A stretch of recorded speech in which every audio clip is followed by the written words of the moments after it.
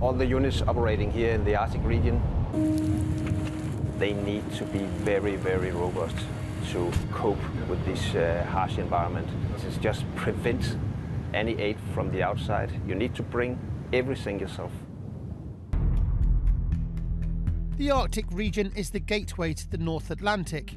For NATO and its allies, maintaining a strong presence here is vital to protect trade, transport and communication links between North America and Europe. Historically, this has been an area of low tension, but that is changing. Climate change is causing the world's ice caps to melt at an alarming rate. As this ancient landscape forever changes, what does the future hold for security of the region known as the High North? I'll be joining the Danish armed forces in Greenland, at sea and in the air, to find out the challenges of patrolling this vast area. The geo-gap, Greenland, Iceland and UK is hugely important for NATO. It's what ties the transatlantic bonds together. That's the way we would get the reinforcement from North America in a conflict scenario in Europe. No one knows how to operate in the freezing waters off the coast of Greenland better than the Royal Danish Navy, who have been patrolling here for centuries.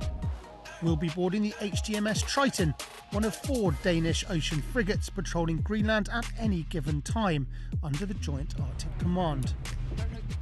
Safely onto the ship, I went up to the bridge to meet the commanding officer. Commander Senior Grade Peter Crow is a veteran of these waters and a former commander of one of NATO's naval task forces.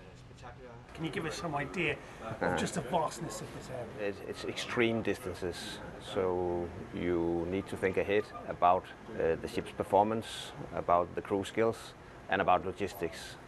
We start to feel a growing interest from other navies that also wish to explore the northern region, and of course we want to keep the sovereignty and protect the interests of Denmark and also our allies up here. Therefore we are very pleased to share our knowledge with others and especially allied navies. I mean, it's the sea level that's changing and it's the amount of ice that is changing.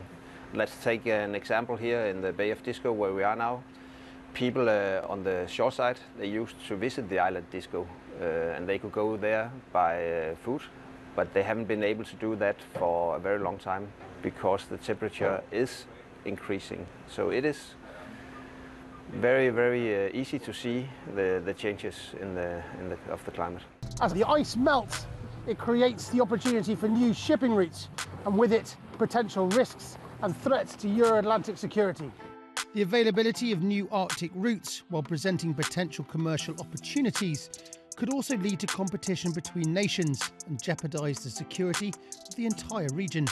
With Russia stating its intention to be a primary force in the Arctic region and China declaring itself as a near-Arctic power, Arctic security has become a priority for the NATO alliance and its allies. Our area of responsibility will be more used by the whole world. Trade, the ships, by research, by tourism.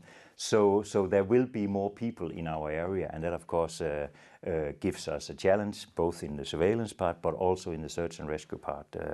We need to be capable to handle that. So there will be challenges. The truth is that nobody knows exactly what will happen in the coming years and decades with regards to rising sea levels and the effects they could have on security in the High North.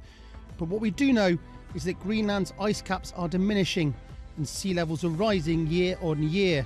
In an age when global security is both unpredictable and volatile, it is vital NATO maintains a strong allied presence in a strategically important region.